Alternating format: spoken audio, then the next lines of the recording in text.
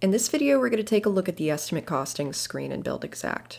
We'll go over the basics of building your estimate, copying, moving, and deleting categories, plus how to use statuses, search, and printing your estimate details.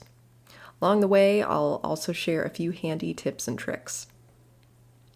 Inside the estimate costing screen, your estimate is made up of categories.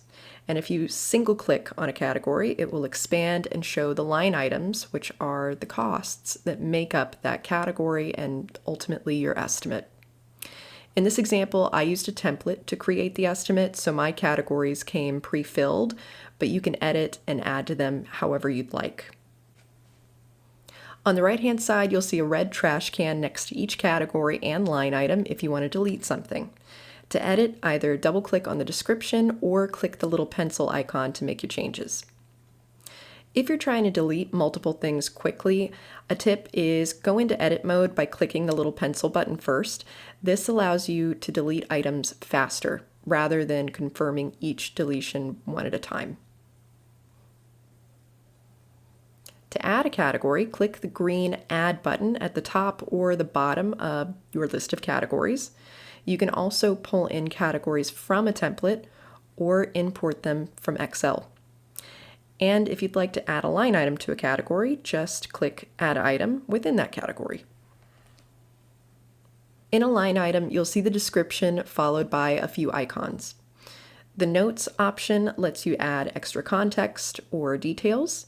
And once you press save, you'll see the same icon along the description indicating that that item has notes, and you can hover over them to view.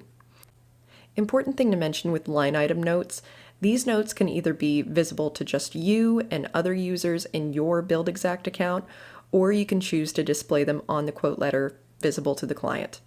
Our other video on customizing your quote letter breaks down how to choose what information you want displayed to the client. The other icons include the option to build an assembly, and in short, assemblies can calculate the number of materials you need. This is another thing we dig deeper into in another video.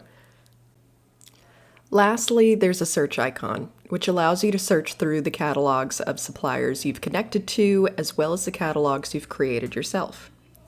You can search keywords or filter through the categories of the catalog, then select the item you'd like to pull into your estimate, and which category you'd like to place it into.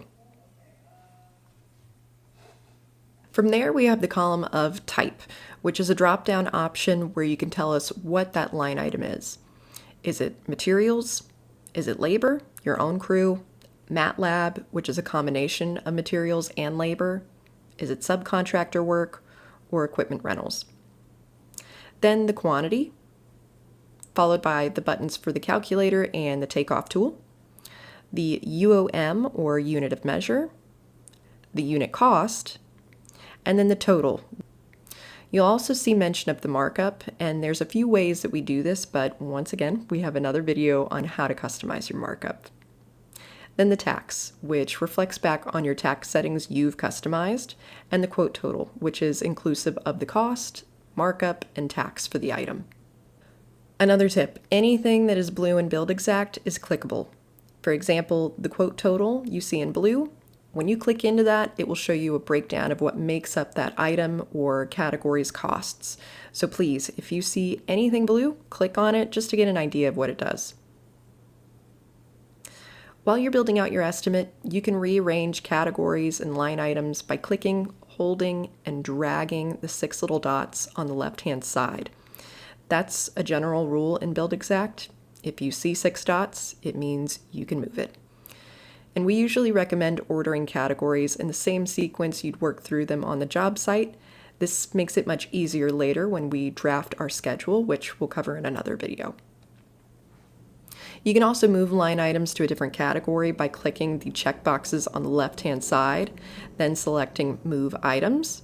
You'll then be asked which category you'd like to move them to, and they'll shift over. While we're here, it's nice to mention that you can copy categories into a template. Over time, you can build out strong templates just by saving the work you're already doing. And if you want to turn an entire estimate into a template, there's an option to create template from this estimate by clicking into the name or description of the estimate. If the estimate you're working on has good bones for future estimates, save it as a template. Creating templates is a huge way to save time, and you can make revisions and additions to them as you need. Next up is category statuses. We like to think of these as a checklist. Categories always start with the status of in progress, and as you work through your estimate, you can change them to complete, which also locks the category from being easily edited. And if you do need to go back and edit, just change the status back to in progress. These statuses are really helpful for you or other members of your team to quickly see what's done and what's not. There's also the option to mark a category as not required. This basically turns the category off. It's not permanent like deleting.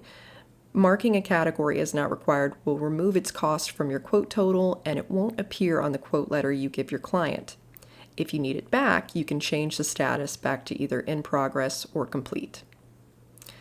Changing statuses isn't mandatory to produce an estimate, but they are handy to stay organized.